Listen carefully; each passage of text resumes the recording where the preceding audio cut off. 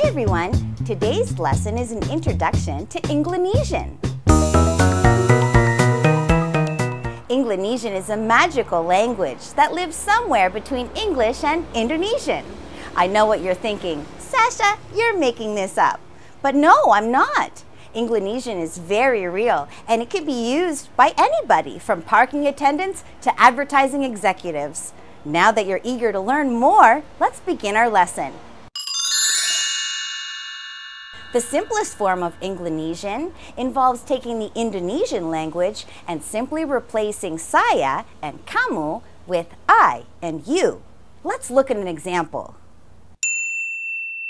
Ay, sudah bawain tas you. You kasih duit sama I. Using this form, however, is super annoying. So after you've practiced with somebody who won't punch you, it's time to move on to lesson 2. Now let's start playing around with the letter S. The letter S in Englonesian has absolutely no meaning, so you can randomly add or subtract S from the end of any English word that you're using at the time. Let's see an example. Oh, istrinya sudah melahirkannya. Congratulations. Ya, thanks God.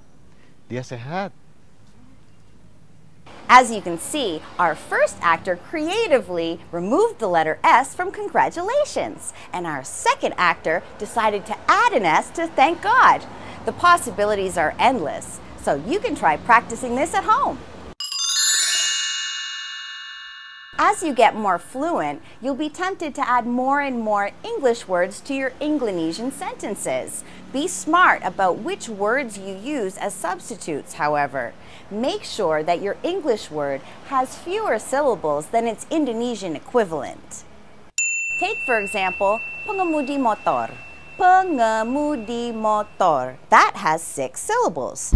Much too long to say. Meanwhile, its English equivalent, biker, only has 2 syllables. So we will be using this word instead. But don't forget to incorporate what you learned in lesson 2. You got it! Now let's see it used in a sentence. Budi itu bikers gitu. Cool banget pokoknya. You may notice in the previous example that we also substituted the word keren for cool. That saves you yet another syllable of effort. Bonus! You can also speak Englonesian by using broken English as your base language and adding on time-saving Indonesian words. For example, compare these 2 methods of communication. I live in like a studio apartment, only it's not really a studio apartment because it doesn't have its own kitchen or its own bathroom, but it's really cheap and it's close to the office. Oh no! I'm live in kos.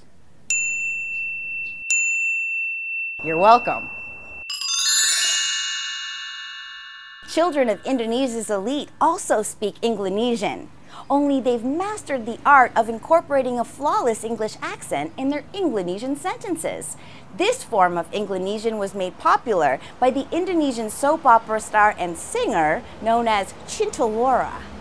Ya, saya juga mau gitu, like finish my studies di Australia, tapi mami papi suruh saya di Amerika dulu karena saya mau jadi lawyer, dan ada law school yang very good di sana, so.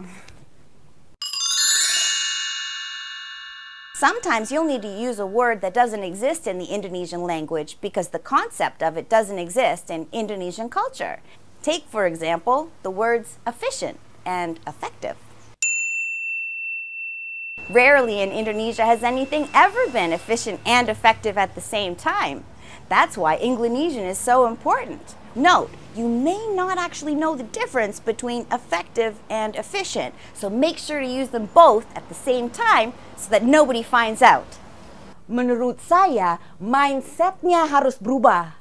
Lebih baik kan learning by doing. Itu lebih efisien dan efektif.